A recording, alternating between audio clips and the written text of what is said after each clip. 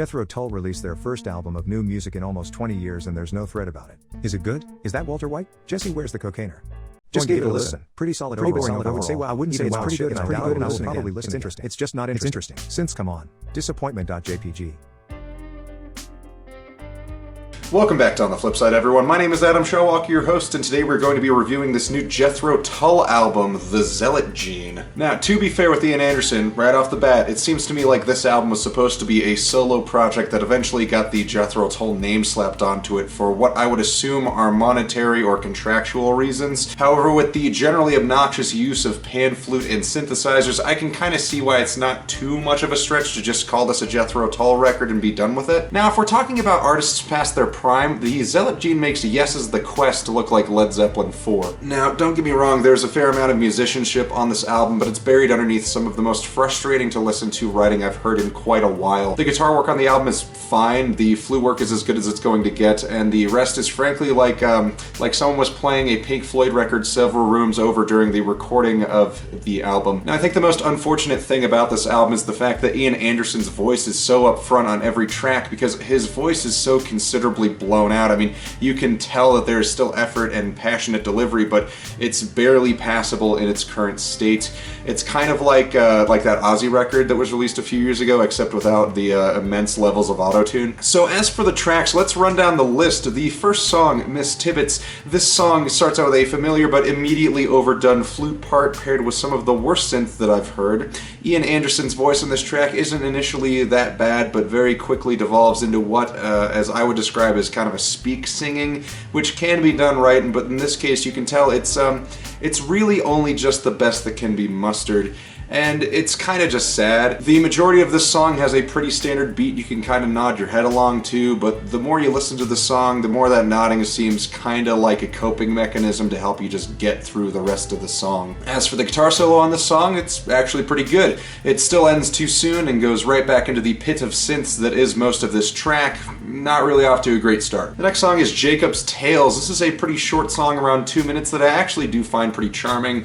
The vocals are still pretty choppy, but I'm a lot more into this very jaunty and almost bluegrass style that the song goes for. This is a pretty decent little track. Not something that I'd listen to very often, but I do like that this song feels a lot more honest in comparison to the last song on the album. The next song is Mine is the Mountain. This song takes all of the worst parts of Anderson's voice and puts them right up at the front of the mix and drenches them in far too much reverb. And to make matters worse, this song has this incredibly garish Elton John-esque parts that are just like really, really rough. I do think that the flute works fine here and the actual piano work is not that bad, but it's all utilized in such overextended ways to the point that nothing really seems to work in a complementary way, save for some of the flute work over top of the percussion, which at least, bonus points, pretty cool. The fourth track on the album is the title track, The Zealot Gene. As far as most of the tracks go on this album, this is by far the best offering here, which is pretty telling as this is one of the singles from the record. The issue is that this song being a decent track and also the best song on the album,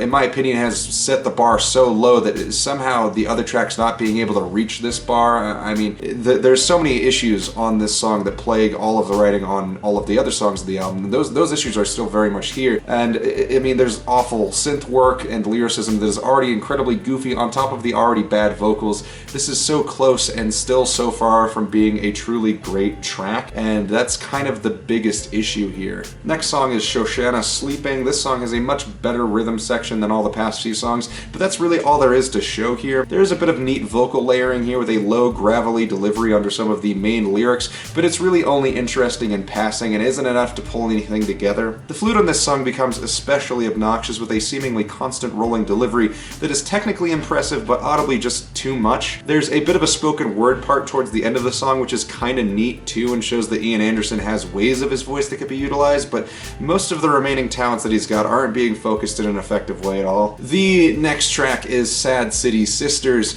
I can't really believe that it seems like this track makes me prefer, in the scenario that I had this track and I had the opportunity to just listen to music at a Ren Fair, I would choose the Ren Fair music. The entirety of this song is irredeemably frustrating to listen to.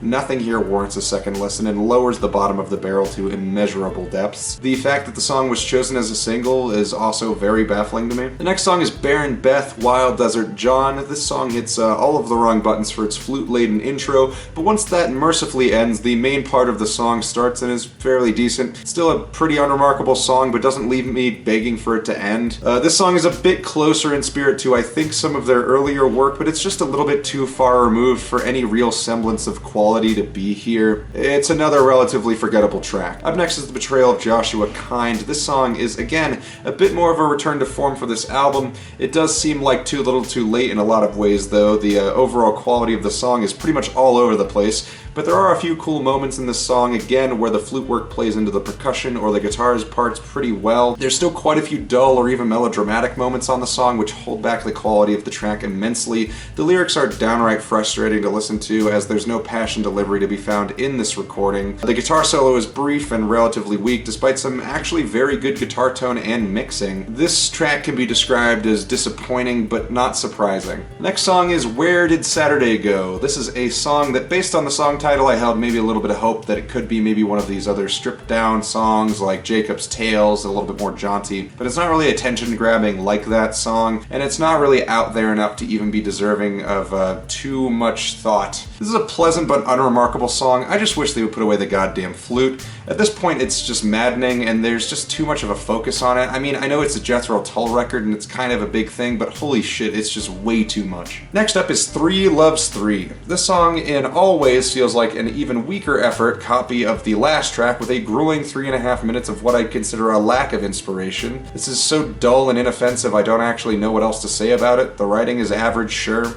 The issues that this album have are here for sure, but what more can be said about a song that seems to be every other song on this album?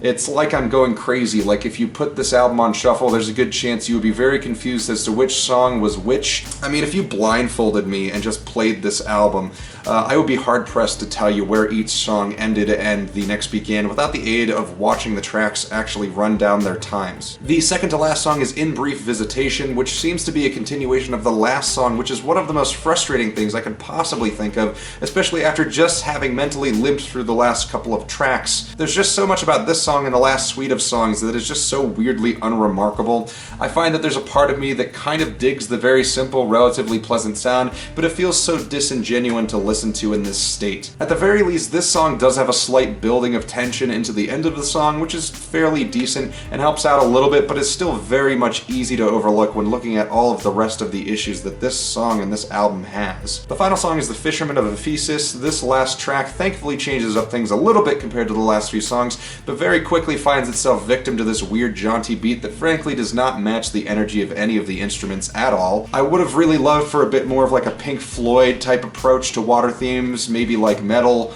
but instead we get this frankly bad rhythm section and a track that sends the album out with barely a whimper. So without a doubt, the Zealot Gene is certainly one of the albums that have had Jethro Tull's name on the cover. In all seriousness though, I did really root for Ian Anderson for this one. I wanted to enjoy a lot of these songs, but considering the fact that every song here had a lack of direction and a complete absence of message or meaning, on top of what I would consider some of the most forgettable songwriting I've ever heard, I can't really help but wish this album had just not been released. Maybe there's a state this album could get to in which it wouldn't be a dumpster fire, but as it stands, I just cannot get into it. The Zealot Gene is a firm 2. Thanks all so much again for watching. I appreciate the support immensely. If you enjoyed this video, please consider dropping a like and subscribing. Also, if you want to support the channel, check out my Instagram and my Reverb store. The links to those are both in the description below. Thank you all so much again, and we'll see you on the flip side.